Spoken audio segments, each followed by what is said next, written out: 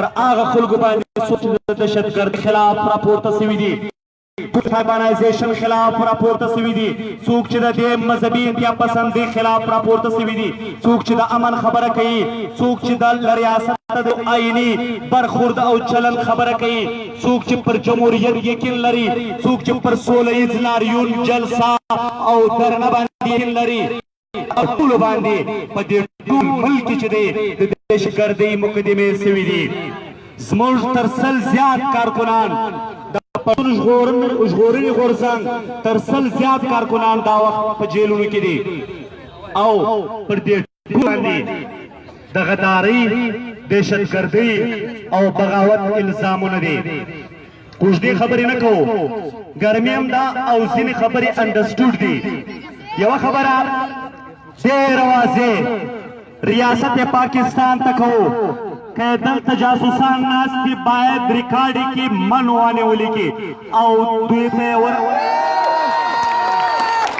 ته یې ورسوي. موږ پر خپله خاوره باندې په پښتون وطن کې د دهشتګردۍ، طالبانایزیشن او د دې وردی د بدمعاشۍ خلاف خپل احتجاج، خپل سیاست، خپل تحریک په هر حال کې جاري ساتو. که دې ته دوی بغاوت او پاکستان دشمني وایي، دا بغاوت او پاکستان دشمني موږ په جار کوو، ډېره ښکاره یې کوو. که دوی د پرامنه لاریون، د سوله ییزې غونډې او د سوله ییز پرلط د حق استعمال ته بغاوت او د ملک غداري وایي، دا بغاوت او د ملک غداري به موږ تر هغه وخته پورې جاري ساتو تر څو چې زموږ په وجود کې صاف پاته وي. د دې ضرورت نشته چې همیشه موږ دوی ته ووایو چې موږ د آئین مطابق له تاسو سره برخورد کوو، موږ د آئین مطابق دا خپل تحریک جاري ساتلی دی. دوی موږ ته وویل چې مذاکرات در سره کوو، موږ ورته وویل چې موږ سیاسي خلک یو، زموږ یقین په مذاکراتو باندې دی، موږ د خبرو اترو خلک یو، موږ د جرګو خلک یو، موږ د ناستې خلک یو. خو چې موږ له دوی سره کښېنستو، له دوی سره د خپلې غونډهګردۍ، دهشتګردۍ او وردۍ د دفاع دپاره یو دلیل هم نه و سوا له دې اپشن څخه چې د پی ټي ایم مطالبات پوره کړي، بله دوی هېڅ لاره نه لرله چې څنګه د مذاکرات له خونې وتل، هلته اعلان وکړي چې د پی ټي ایم وخت ختم شوی دی. یور ټایم از اپ. د خلکو د پښتون قام دا د خوشحال خان خټک، دا د فخر افغان باچا خان، دا د اجمیر زلی خان او دا د خان شهید عبدالصمد خان اڅکزي قام ته ویل کېدل چې ستاسو وخت ختم شوی دی. نن د دې جلسې په توسط او د ټول پښتون ژغورنې غورځنګ په نمایندګي زه دې غفورې مفورې ته وایم چې نور پر دا وطن باندې، نور پر دغه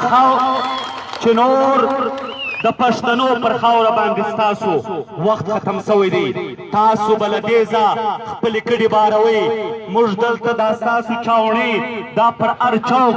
دا په هره ګلۍ کې چې تاسو چک پوسټونه جوړ کړي دي، دا فوراً ټول کړئ، کنې دا پښتون قام به داسې کار در سره وکړي چې بنګال به مو پیېري. تاسو موږ په جیلونو ویروئ، دې خلکو ته، دې پنجابیانو ته هغه تاریخ معلوم نه دی چې په اریپور جیل کې تر 15,000 زیات قام پرستان ناستو قید وو، خو د خپل قام او خپلې خاورې نه خبرې یو انچ پر شا سوي نه دي. چې څومره خلک تاسې وراچوئ، څومره مو پکار دی هغه موږ ته ووایئ. موږ دا ستاسو جیلونه در ډکوو، خو یوه خبره ده، موږ دا ستاسو جیلونه در ډکوو، خو دا در سره یاد وساتئ، دا در سره ولیکئ فوجانو او اپسی والا چې بیا به دا وطن تاسې ته په جیل بدلو، دا به بیا ستاسې دپاره جیل وي. داسې ارزانه نه ده، داسې اسانه نه ده چې ته د علي وزیر د کورنۍ تر 1 درزن زیات خلک ور ووژنه او بیا یې جیل ته واچو چې دا دهشتګرد دی. تر ټولو لوی دهشتګرد د دې صرف د پاکستان نه د دې خطې تر ټولو لوی دهشتګرد چې دی هغه دا باجوه دی دا غفوره دی دا او د دې وایي دا د دهشتګردو سهولتکار دی د دهشتګردو سهولتکاران هغه وو چې ویل په پېښور کې طالبانو ته دفتر ورکوي هغه سهولتکاران دي علي وزیر محسن داوړ ملا پیام او بل چې دی دا نه دي سهولتکاران راسه زه تا ته د دهشتګردو سهولتکاران در وښیم چې څوک دي ته د پنجاب تر سل زیات کاله دم تنظیمونه دي آزاد ګرځي هره ورځ د شیعګانو خلاف د قتل د واجب القتل فتواوې ورکوي هره ورځ د ګاونډیو ملکونو خلاف د جنګونو دهشتګردۍ اعلان کوي اقوام متحده دهشتګرد ګرځول دي دا هغه راولې مین سټریم کوي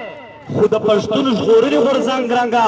د عدم تشدد تحریک د پښتنو تر ټولو مقبول تحریک دا ټیرریسټ ډیکلیر کړي نو د دې مطلب دا دی چې ستا دا ټول وار ان ټیرریزم دا ځکه خو موږ وایو ستا د دهشتګردۍ خلاف جنګ د پښتنو خلاف ته نن هم د پښتنو خلاف کوي خو موږ نور ستا هیڅ ډیفینیشن نه منو موږ و دنیا ته وښولې ده که ته نرې ته ما دا ستا میډیا ته راوغواړه هلته زه در سره مناظره کوم مکالمه که ما ته ثابت نه کړي چې ته دهشتګرد نه یې بیا چې کومه سزا تا ما ته راکوله راکړه دهشتګرد هغه چې وایي چې دې خلکو ته د دې خلکو خولې بندې کاستې دا خلک چې کوم دي دا په اخبارونو او په میډیا کې دې ته کوریج مه ورکوئ ته ما راوله چې زه در وښیم چې څوک چیرې دهشتګردي کوي یو کینټ د فوج یوه چوکۍ چې ده دا د دهشتګردو ملګرې ده په دې کلاسې بولا کې دهشتګرد شته هره ورځ په ډیلي بیسس باندې افغانستان ته روان دي افغانستان ورانوي تراسه زه تا ته در وښیم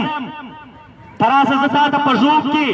په کمردین کاریز کې په توبه کاکړي کې په پښین کې په کوچلاغ کې زه تا ته وښیم چې دهشتګرد څوک دي دا د کوټې په ښار کې تاسو به ټول تللي یاستئ دلته د تورو شیشو ګاډي ګرځي عام خلک دي سیویلین خلک دي کلاشنکوفونه ورسره دي دا خلک د چا په انوسي باندې ګرځي دا ته چا اجازتنامه ورکړې ده ټول دهشتګرد دي دا ټول د دې خلکو د دې پښتنو په قتل عام کې شریک دي موږ ټولو پښتنو ته دا خواست کوو چې د پاکستاني ریاست د دې دهشتګردۍ د پاکستاني ریاست د دې ظلم او استبداد خلاف راپورته سي او د یو قام په توګه جرګه سي د یو قام په توګه لښکر او تحریک سي او د دوی په مخ کې لکه د دیوال ودرېږي موږ د دنیا امن پسند قومونو امن پسند سیاستونو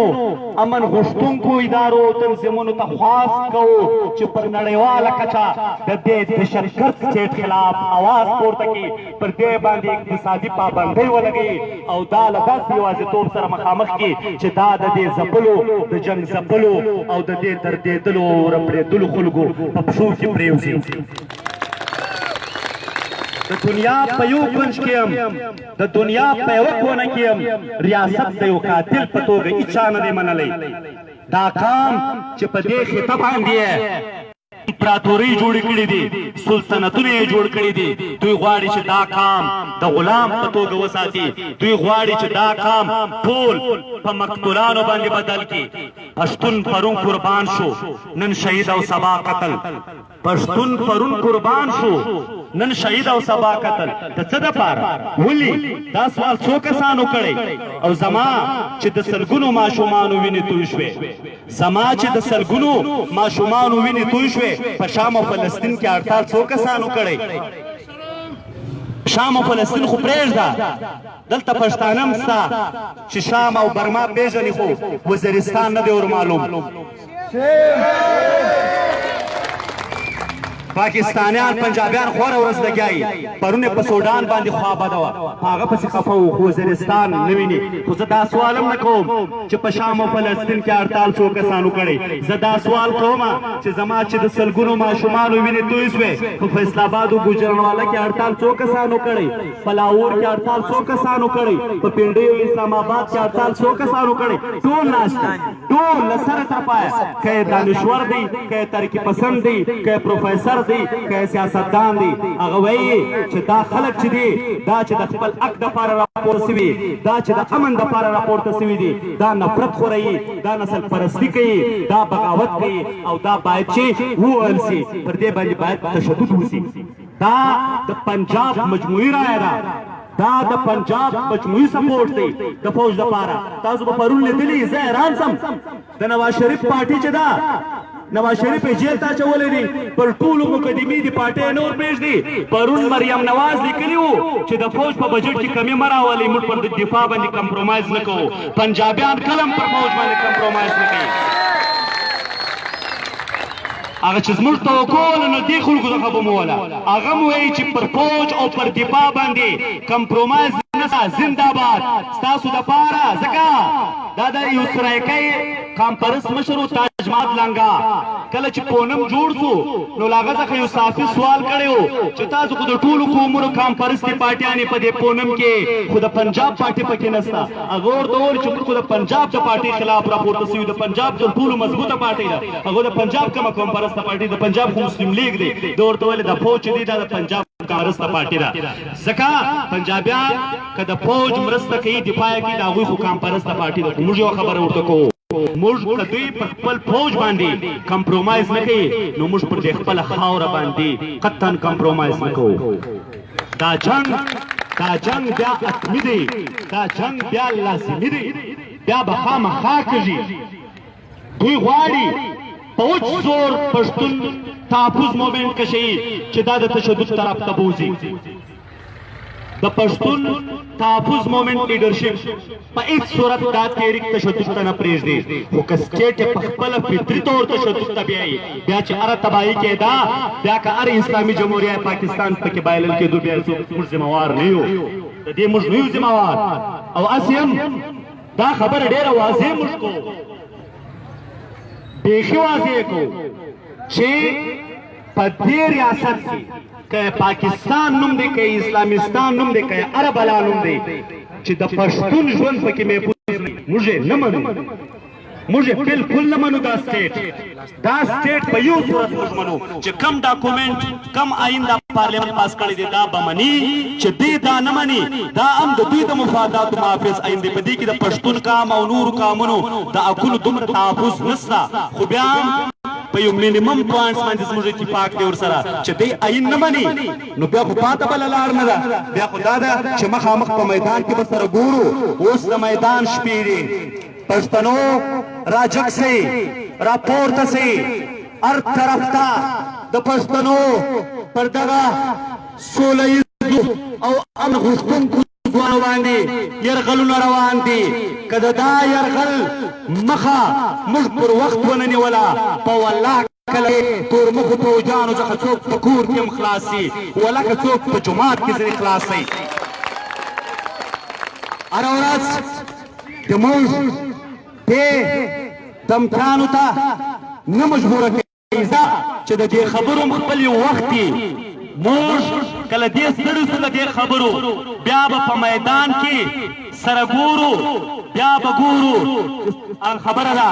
هسې نه مو جذباتي کول غواړم د اختر ورځ ده چې سرفروشي کی تمنا اب ہمارے دل میں ہے دیکھنا ہے زور کتنا بازو قاتل میں ہے څه دې له تا سره چې دا تحریک نه وم تا پښتانه داسې بې درېغه وځل بیا به مو مړه کې خدا به یي اوس د کم پښتون جنازه راتلله دا اوس چې وزیرستان ته میران شاه ته پښتنو جنازې لاړې ټولو پښتنو ویل چې د دې قاتل پاکستان دی د دې قاتل دا ریاست دی د دې قاتل دا فوج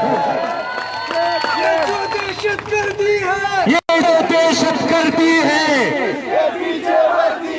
ये जो दहशत करती है नर पश्तून باتور پښتون نر پښتون باتور پښتون نر وزیر زخمی وزیر نر وزیر زخمی وزیر لا روبر لا روبر لا روبر خپل خاور خپل اختیار خپل خاور خپل اختیار ډېره مننه کور ودان اوس مظاهرې خصمېدو اعلان کوو